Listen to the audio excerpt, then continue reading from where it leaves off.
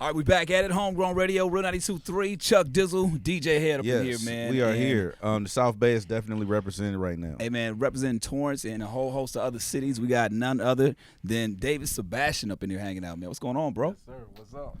It's a pleasure and an honor to be here. As you should, man. I think first and foremost, I mean we've had some dialogue prior to us doing this, but I just wanted to say your style is very eclectic and it's very like it gives me a lot of Kanye energy. Like as far as your whole, not even your music, but your whole get down. Like I just want to know, like, is that intentional? As far as you, like, have you always been an outlier your entire life, or is that something that's come later?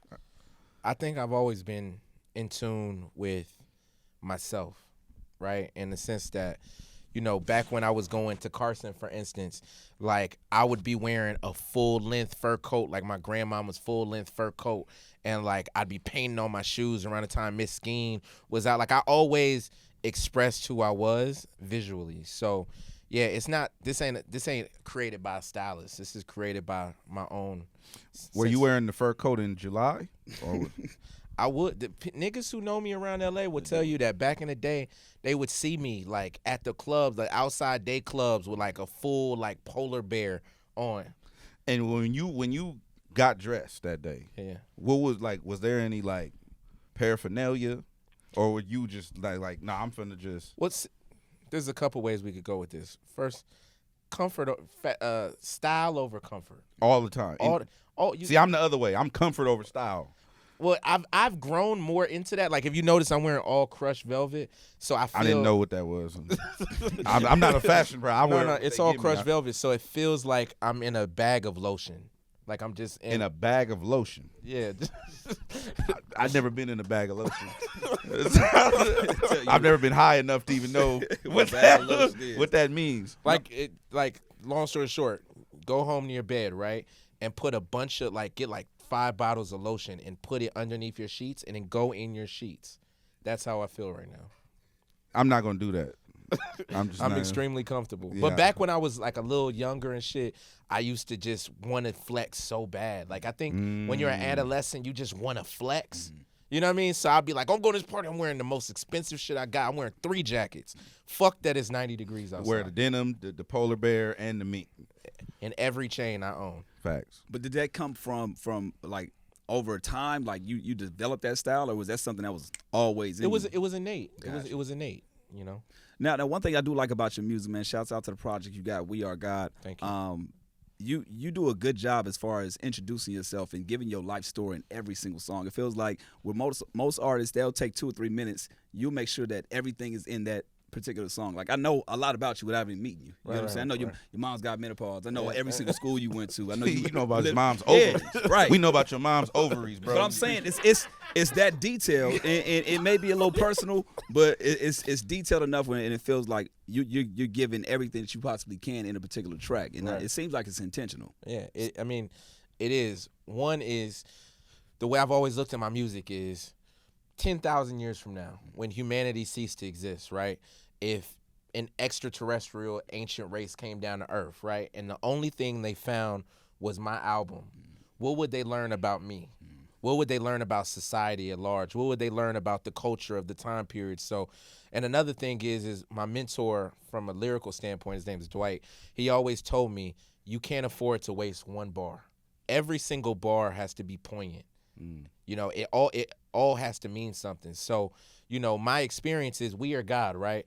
The philosophy is we are God, right? Yeah. So I am you, you are me, we are us, right? So me telling me about myself is really me telling you about you, because we all technically are the same thing. Yeah, maybe our growing up might be different, but from the core, from a humanistic standpoint, we're all very much alike. When you say we are God, you referencing human beings, you referencing black people?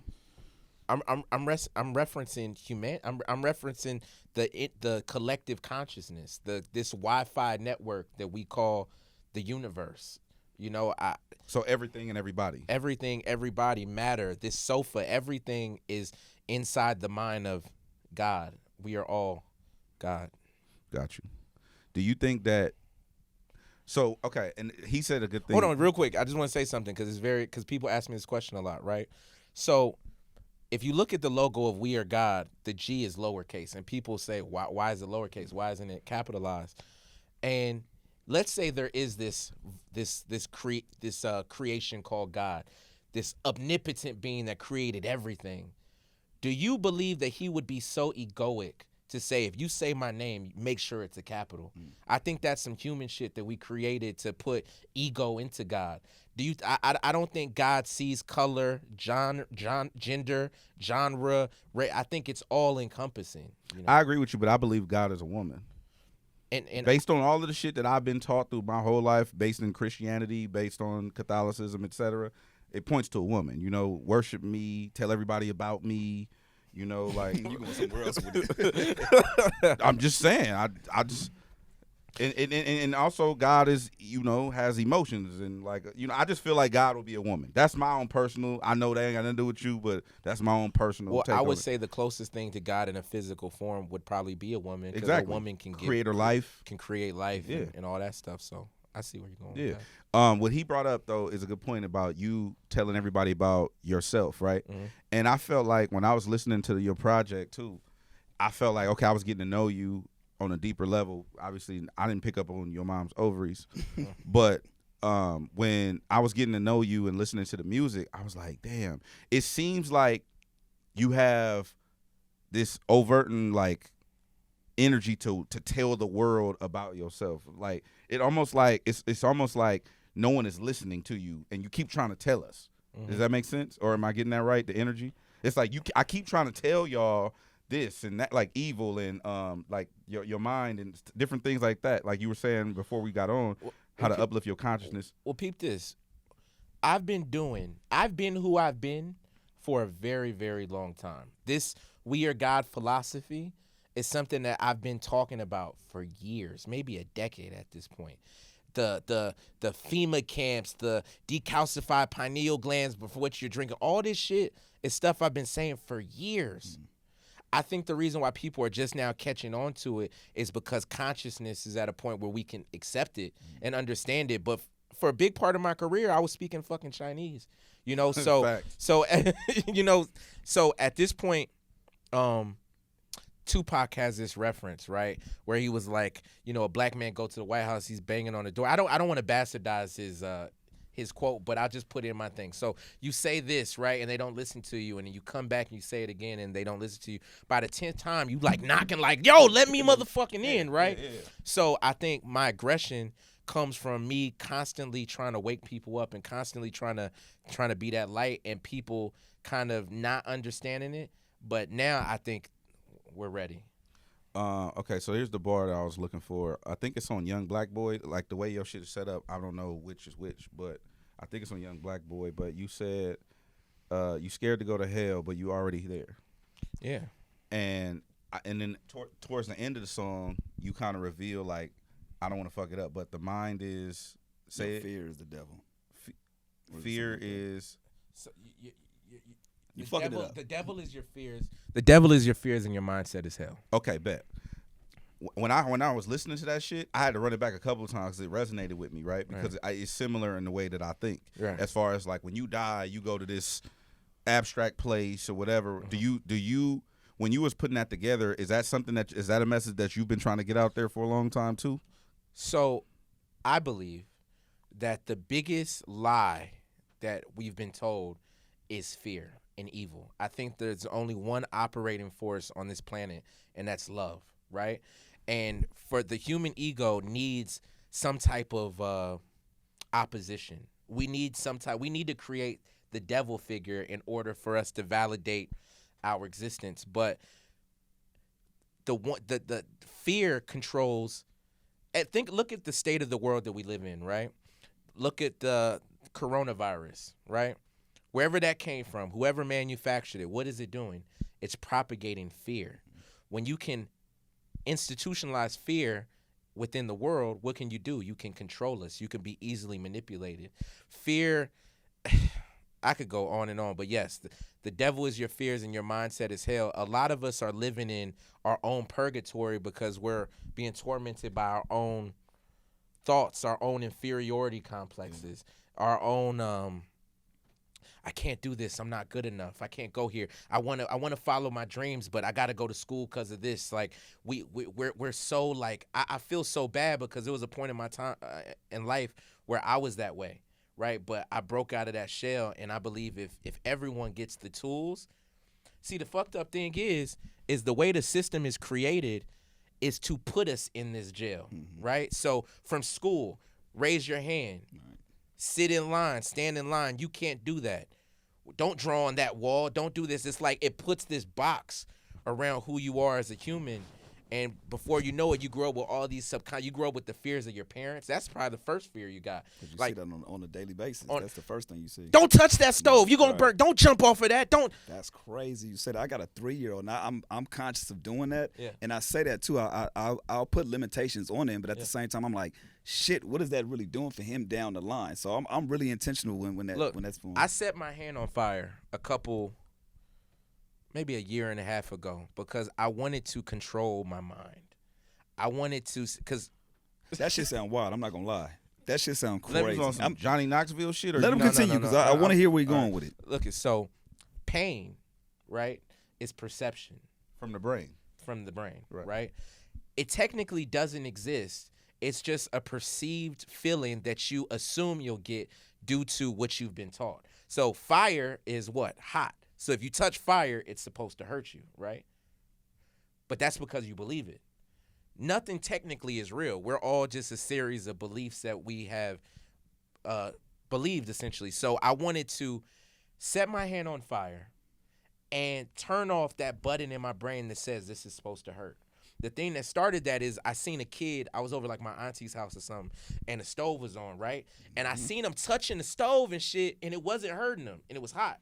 And then his mama came out and said, "Yo, don't touch that. It's hot." Yeah. He looked at it and started fucking crying. Absolutely. Wow. Yeah. Same thing. My girl was telling me like infants can swim underwater. Like she showed me a video of this like infant just swimming underwater, not breathing and shit. And I'm like, I think all these things you can't breathe underwater. It's all taught to us. So, yeah. So how long was your hand on fire before you realized like, oh, this shit hurt? So the thing is, this is crazy, and I would do it right now. I'll show you guys. No, don't do it right now. My hand literally insurance. didn't hurt. The only reason why I stopped is because a bubble started growing on my skin, and I was like, I don't want to fuck up my hand in the long run, but it didn't hurt at all. How do you know which button to hit in your brain to turn that shit off? Like, why not just deactivate the whole system of pain? I think I am. That's my mission. My goal, and whoever's listening to this, you might think I'm crazy, but like one of my personal goals as a being is I want to fly before I die. I want to break the gravitational, this idea of gravity, and I want to fly. How does a bird fly? Learn how to fly? Do you know? By jumping out and fucking itself. The mother throws it, kicks it out the nest, and then it falls, and it either flies or dies. Right. I don't want you to jump off that, David. You know what I'm saying? There will be a point where it'll make sense. No. It's like, don't do that. What I'm saying to you is there are still things that are tangible goods in the world. Yes. How do you know? Because evidence shows that. Yo, I love this because there's a lot of times he be saying shit. I say crazy. He says crazy shit, but now there's somebody to match his energy, and not only that, question him when it comes to other shit. So I'm enjoying this just from I'm just saying from an audience. I'm just telling the nigga not to jump off. You ever watch the Truman Show? Yes. Hell yeah. That's one of my favorite movies. I love of all that time, movie. right? So all I'm saying is this. You don't know what existed pre-you, before you came to this earth, right? Correct. You've been given a history book that told you that these people existed, you were slaves, this is our history, this is how we came to America, all this shit. You technically don't know anything. All you know is what you've read in books. Correct. And been told by a teacher, right? I think the same way. Right? So what I'm saying is, if that's the truth, who's to say, I mean, we could go into so many different theories, but like, let's say the thing that made me do this is I thought. Oh, shit, you can actually see the bubble too. My bad. Yeah. That's wild. It's real. So if we're living in a simulation, right? If Elon Musk has a theory, right, that in 1970 they had like Atari, right? And right now, 20 or 30 years later, we have Grand Theft Auto, all these like surrealistic fucking games, right? And if within a 20, 30 year span, if we can grow that much technologically, how do we not know that we're not already in the future created a simulation that we're living in that we just don't even know about? So if we are in a simulation, and if this is a computer program, remember in The Matrix when he jumped off the building and fell, he said, does it hurt?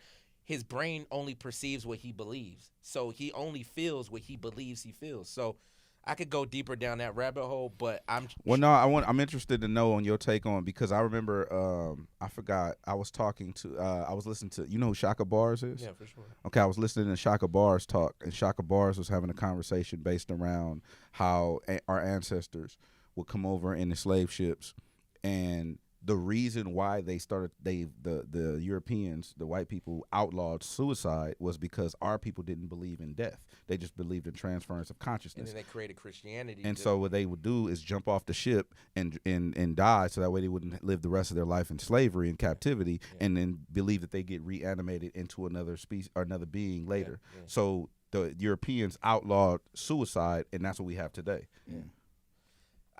There's some things I want to say on that, but I don't want to say it because there's a lot of people, especially in this day and age right now, that's on the brink of that. Right. And so I don't want to say that, but yes. No. I'm just saying. That's why I'm asking your opinion on that, because you said our perception of belief on certain things creates this whole shit.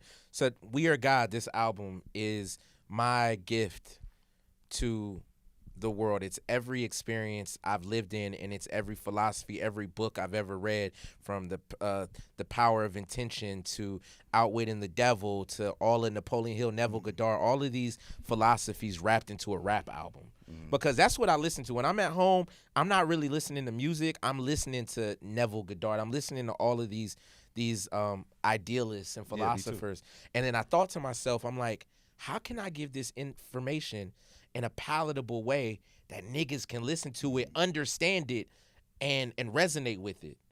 Oh, I could put in a rap record.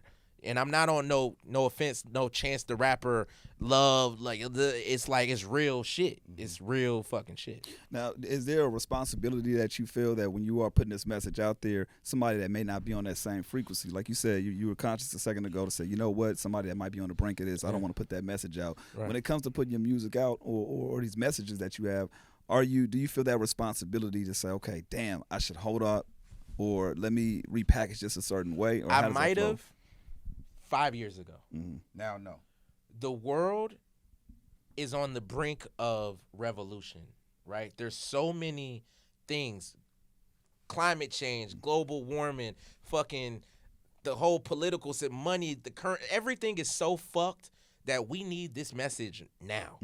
So, no, I can't hold back anything now. It's full go, full speed. I don't give a fuck who's opposing it, what upper, whatever. So what paused you a second ago? When you said somebody about the suicide thing, shit, is because, shit, if I say it, then they might.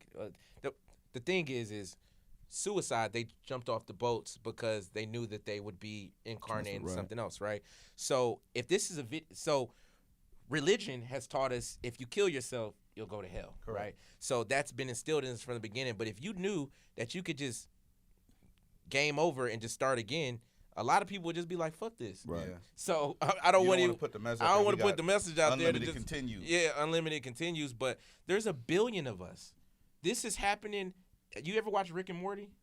I know about it. I haven't watched it though. Okay, but this is happening 10 trillion times in 10 trillion different ways. We are infinite algorithm. It's so deep, man. Nigga. Nigga. Now I like me some Popeye sandwiches. I don't know what I'm talking about right now. The album Bitches. that you got right now, you did it in a non-traditional way, and I love the fact that you took control, didn't put it on any streaming platforms. Can you talk about the process of doing that, and what made you come to that conclusion? So why did I do it? Yeah, no. Why did you do it? I want you to explain for the people that may not know. You know that it's not on streaming services. People may search your name, and be like, God damn, like I want to hear the music. Yeah. The reason why you didn't put it on streaming services. Okay, so for a couple reasons, but the most prominent is I was in a management situation for a long time, and I made a lot of great music, but through fear, we didn't put a lot of music out because, we don't have the money to market it. You ain't got the cosign. We going to throw this music away. The millions of reasons of why we shouldn't do it. A lot of artists are in that situation where through fear, they just hold on to so much amazing shit, right? So I got out of that management situation, and now I'm like, I want to drop my music. And I created an incredible team of free thinkers who are just as fearless as me. And for like 3 or 4 months, we were meeting like every other day, and we were coming up with a plan to release this project. 3 or 4 months go by, and I'm realizing I'm falling into the same cycle of motherfucking brainstorming shit instead of just fucking releasing it. Yeah. So I told myself, I made a pact with myself. I said, April 7th, I'm releasing this album. I don't give a fuck who. If one person could listen to it, no one could listen to it. Was there a reason why the April 7th? It's my birthday. Gotcha. So it was a gift to myself. Okay. Right? So April 7th was 3 weeks away or something from the time, or 2 weeks away from when I said it, right? So my team was like, yo, we can't clear this. We got to clear this. We got to clear this sample. We got to do all this. We got to do all this shit, blah, blah, blah. And I'm like, this is going to push this shit all the way back to goddamn June. Fuck that. I said I'm going to do it. I'm going to do it. Now that is when I believe genius kicks in. So I think genius is bred through problem solving, right?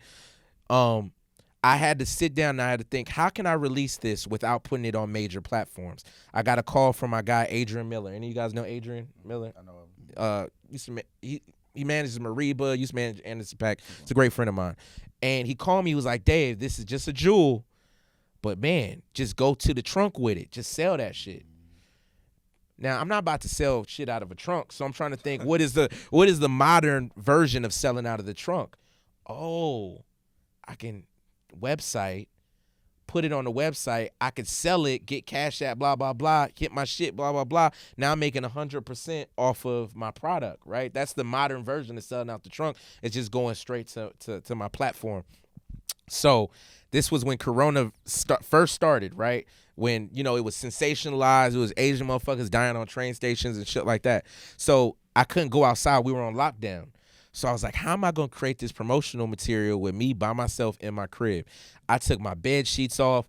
I hung it on the wall. I got a bird scooter, taped my phone to the bird scooter. All that, I'm paranoid, anxious, the black shit. That was me in my room in front of a fucking bed sheet rapping. And I just told everyone, like, listen, I'm selling it. But I didn't even know how successful it was going to be honest with you. So long story short, the day before, April 6th, I got on my knees in my bathroom at the Orsini. I was living in this 1-bedroom trap house. It was beautiful. My spot has always been beautiful, but the Orsini is ghetto as fuck. And I got on my knees and I asked God, I said, God, you know how long I've been doing this, man. You know, I've sacrificed love. I've sacrificed friendships. I've sacrificed time with my mom. I've been homeless. I've slept in cars. I need this to work out. If there is an all-encompassing energy, I need this shit to work out. So I'm going to put it out, and whatever happens, I know it's your will, but I need it. I don't think I've ever prayed like that. April 7th, I dropped it on Instagram. First shit came through Cash App. It's like $20. I was like, niggas ain't even spending $7. Right. $20, $7, $100. What? $50. My basketball player homie sent me $1,000. Blah blah blah. I'm like, it's the first day. I'm up like $7,000. Right. I'm like, what the fuck? So I'm like, I wonder if the next day it's gonna slow up. Next day, even more money, even more fucking money.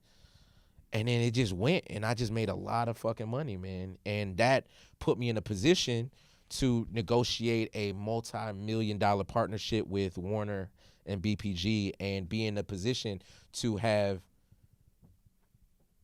ownership. Yeah. You know, a lot of artists that you see, even some of the biggest artists in the world, right? If you look behind the veil, their business is really fucked. A lot of them don't have ownership of their masters like Nipsey was preaching. A lot of them are just getting low artist royalties. And when I dropped that and shit started buzzing, labels started coming. You know, I'm not going to say no names, but a lot of big labels came, and I said, this is what I want.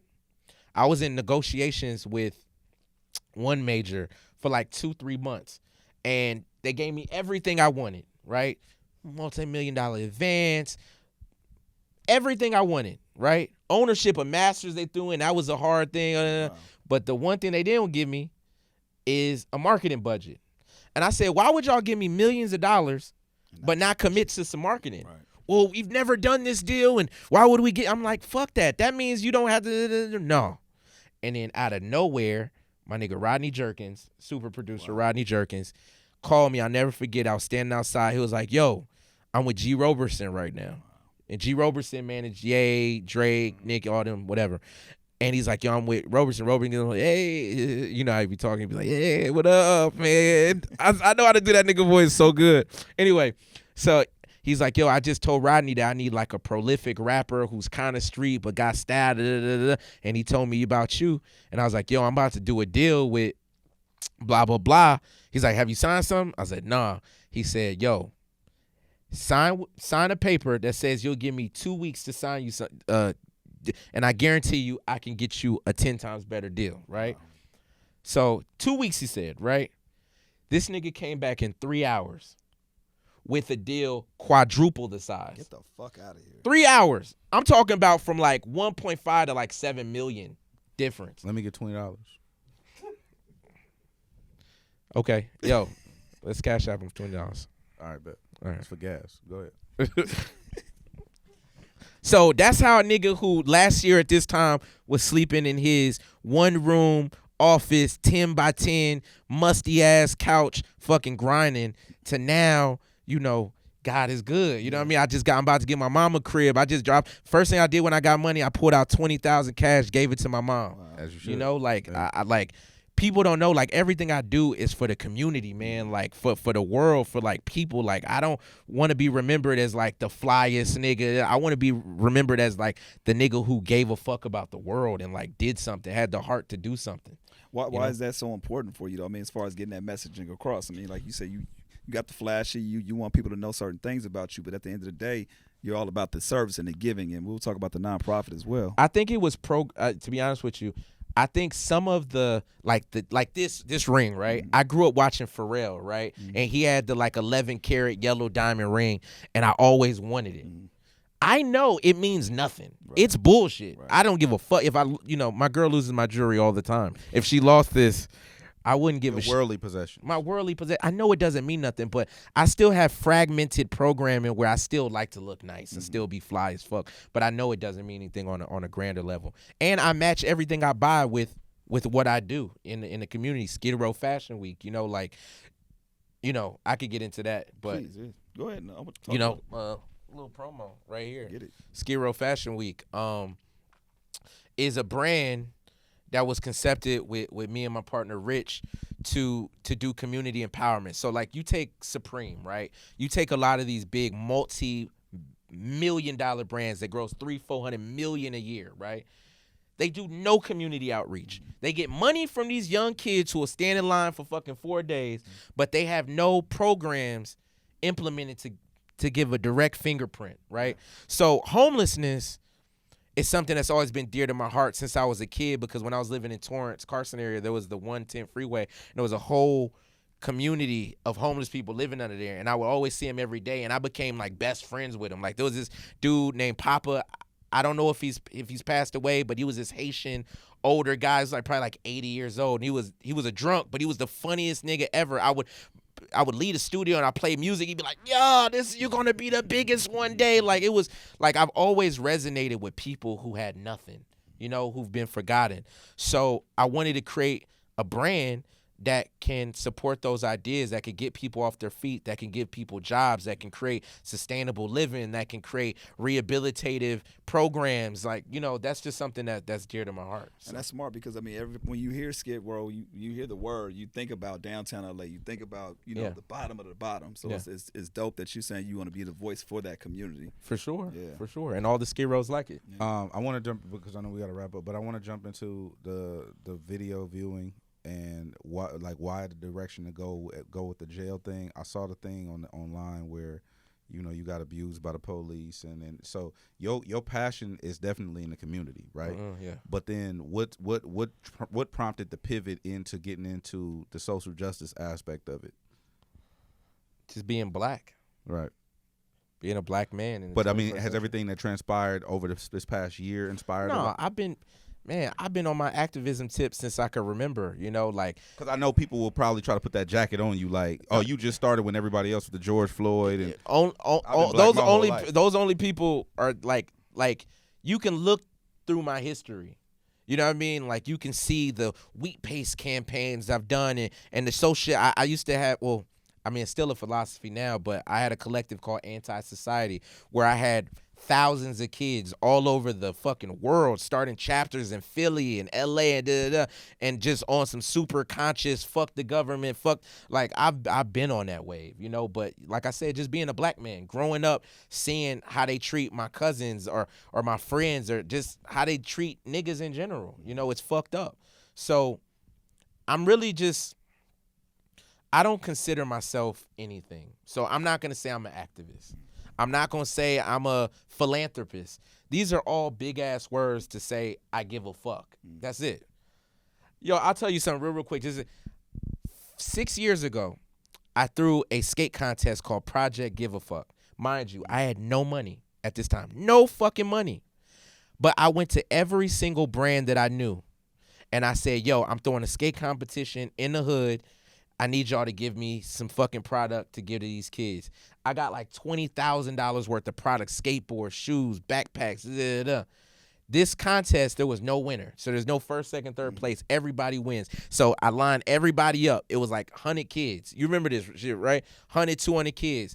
And we just threw out product for a good 5 minutes.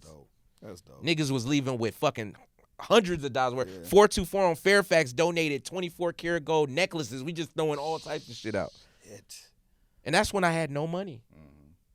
Nah, I think what's dope about that is that people can look at you and see an example. Like, what I do want you to talk about though is how did you foster these relationships over the years? Because you're throwing out these names, which is, you know, it's amazing, but over time these things happen. So it's like I know you've been through a lot of shit too. We don't have enough time to kind of get into your whole backstory. But the thing is, it's like you say all these things as far as the relationships that you have, but being homeless last year, you know what I mean, and talk about that struggle and that story coming up. I'll tell you why I was homeless last year. And what were you gonna say, just so I can answer both? No, I just wanted to. I wanted to talk about the jail, the reason why you want to do it at the jail. Okay. Yeah. So I was homeless last year, not because I'm a broke ass nigga. I was homeless because every dollar I've ever made, I invested in my ideas and my dreams. So I could have been living in a fly ass spot, but I'd rather take that money and shoot a film. Like last year, I shot a movie that's gonna come out called Times I Made Girls Cry. I spent my entire savings on that shit. You know, everything I've done, from making clothes, doing this, I never had no fucking investor. So I was purposely living in this situation so I can create and manifest my dreams. But fuck, there was another dimension of what you just asked me. What else did you ask? It was fostering relationships. Fostering relationships. So when I was 16, 17, I dropped out of high school, right? And the first thing I did was draw a portfolio, like a makeshift portfolio, right? My guy in the back, Rich, will tell you, because when I met him, he was at the Magic Show, or he was at one of them shows, and I walked up to his booth, and I was like, yo, you gonna let me design for you? So I would literally, I never forget, I dropped out of school, I made a portfolio, I was fucking this Latina chick that worked in 99-cent store. She stole a bunch of candy out the back, gave it to me, like $500 worth of fucking sour straws, all that shit. I took the candy. I went to that Food for Less on Sepulveda, Vermont. I sold candy for 2-3 days.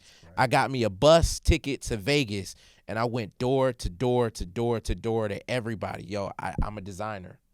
Then I did the same thing when I got back Melrose, ran into Christian Audige. Yo, I'm a designer. No, kid. Came back the next day. Then, no, kid. Next day, yo, you going to see me for the rest of your life unless you give me an opportunity. I ended up taking that freelance gig, going next door, Teenage Millionaire. Yo, I work with Christian Audige, working with Teenage Millionaire, doing a fucking 3-4 collection with them. Met Steve Aoki. Yo, I work with Teenage Millionaire, blah, blah, blah. Well, you want to work for Denmark? So now I'm designing for Denmark. Through Denmark, started working with fucking Dizzle, Rock and blah, blah, blah, blah, blah, blah, blah, blah, blah, blah, blah, blah, blah. Fucking, before you know it, I've designed for maybe over 40, 50 brands, labels at this point. Until now, I'm doing my own thing because I'm tired of making other people rich. But, yeah, man, I think it was just my tenacity and willingness to go door to door to door. Right. I used to sneak in Diddy's parties. Diddy had the all white joint. Yeah. I fucking had a tuxedo in a backpack that I stole from Goodwill, my nigga. I hopped over 2 people's fences in Bel Air, came through the goddamn kitchen, got dressed in the kitchen, walked out like a fucking $1 trillion. Diddy know me. He remember these moments. Wait. Where was security? Yeah, where's security? And you know the craziest thing about it, I'm gonna tell you something crazy. At Diddy's white party, it's notorious if you wear anything that ain't white, they'll kick you out, right? I got a white suit from the Goodwill, but to like bedazzle it up, I got some gold sequins on the collar with fucking gold safety pins and gold stones. So I was the only nigga in this party in all white and gold by myself. Ashton Kutcher, all these niggas looking at me. I'm just walking around with my head out like, yeah, I'm here. You know what I mean? And no one kicked me out. It was fun. Dude, I mean, I love these stories because I think when people see this, when they get a chance to hear your story and obviously listen to the music as well, People going to jail. well, Don't do what he just did. that might happen. Do not do that. That might happen. No, But do anything it takes to get your motherfucking dreams, I man. think, and that's the overall message. I get it. That's I know. what I fuck with. It's like at you gonna have to deal with this nigga either way. And I think that's what people do. They're like, hey man, we're gonna have to fuck with him either way. You know what I'm Either way. saying? And I love that overall message because it speaks true to like, you know, your character and who you are as a person. I'm not gonna say no names. You from Carson? I'm from L.A. Born and raised. Every single one of these L.A. artists know me, either personally or know of me. I ain't on no features. I ain't got no features, no plugs, no cosigns. Being from L.A., a nigga like me Right. from L.A. ain't got no motherfucking cosigns, right? I know why. I got you. I'm on that ass. I'm coming. I am fucking coming. Like Jay-Z said at the beginning, show me what you got. Summers too. I'm coming. Why you think that is? Because fear. Fear. We have been programmed with this slave mentality, this crab in the bucket shit. If we see a nigga, we don't want to. You don't want to give me that light. If you notice, rappers will give spotlights to rappers that suck. You would rather give a spotlight to a nigga who can't rap because they don't want to get outshined. because they don't want to get outshined. I got my city back with me. If you think you better than me, to hop on the track with niggas don't want to do that yet. But it's gonna be. I'm gonna get so big that they have to do it. Has there ever been a moment where you've been on the track with somebody you feel like, yo, they got me? No, Ever? no. Okay. There's a reason why. I'm not rapping. I'm not spitting punchlines. This ain't about punchlines. I can't tell you my bitch ass so fat that blah blah blah. I'm not rapping. I'm spitting facts. So this nigga might out metaphor me, but the shit I'm spitting is gonna change your fucking life. You feel me? No, I get it. You can't compare the two. Like, yeah, you might out metaphor me. But when that you're right. But also we're in a time now, just with entertainment. Yeah. It's the way the audience perceives you as well. Right. They might want to hear my bitch so fat, you know, her ass so fat, blah blah blah blah blah. So they might like that side. They might like the. Well, I'm a multi-dimensional man. Got you. I love fat asses. I do. I love chunky women. I love skinny women. I like big titties. I smoke weed. All my friends, do scumbag shit all the time. I am a multi-dimensional nigga. Robbing the EDD and all that types of weird shit. NDA. Damn.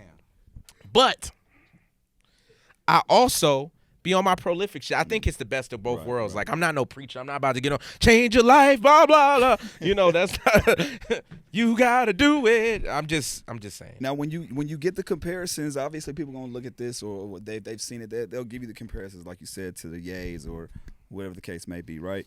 Is that something that's offensive to you, or is it like, oh no, that's cool. Like I see that, but I know who I am, true to myself. It is a human default to compare anything. You see someone's clothing line, oh, that kind of reminds me of blah blah blah. Absolutely. You know what I mean? Yeah. Yo, you sound like it's just a default until you create your own lane, and then people are comparing people to you. Gotcha. So right now, Kanye is kind of the only eclecticized, spiritual kind of being who and it makes sense. But I'm pretty sure 2 years from now they won't be saying that. They'll just be like, "That's David Sabastian." And your confidence. And my confidence. Your confidence to me is the same, is a similar energy. But yeah, real quick, talk about the Police. Yeah, the police thing. So my first release is a song called Revolutionary. And we're talking with Warner and them, and it was like, yo, where do you want to premiere this shit at? And, you know, most niggas do premieres at, like, clubs or warehouses. I said, yo, let's premiere this shit on the L.A. County Jail because my uncle's locked up right now. He can't make it, so I want him to see it from his cell. But that's not true. So the reason why I wanted to do it, actually, Stevie is locked up, but he's not locked up in the L.A. County. But anyway, the point is how many revolutionaries, how many black men are wrongfully behind bars for weed charges and weed is legal, or for, you know, speaking up again? Like, I wanted to do something that, like, I love doing shit that's never been fucking done. You know, like just making that stamp, like, fuck you, cops. I'm gonna project police brutality, y'all beating the shit out of our people on the building, and what you gonna do about it? You ain't gonna do a motherfucking thing. So I'm kind of like the Joker in that sense. You know, like when you look at the Batman, right? You could look at Batman and look at Batman as the good guy, or you could look at Joker as the good guy. It's all perspective, because Joker was burning money trying to liberate society to show people that they didn't need material fucking goods and shit. Doesn't sound that bad to me. You know, so I'm not saying Joker is a good guy, but you get the mantra of it all. You know, technically what I'm doing tomorrow is illegal. Technically it shouldn't be done from a societal standpoint, but I think it's great for collective consciousness. And what I'm doing isn't even for right now. I'm living in the future. I'm in 2060. I'm designing cities that are eco-friendly, self-sustainable, and biodegradable. And biodegradable. So what do you want to feel like? I'm gonna stick with just this year. Blah, blah, blah. Just this year, right? We always ask, you know, the year can't end without David Sabastian doing what? The year can't end without David Sabastian.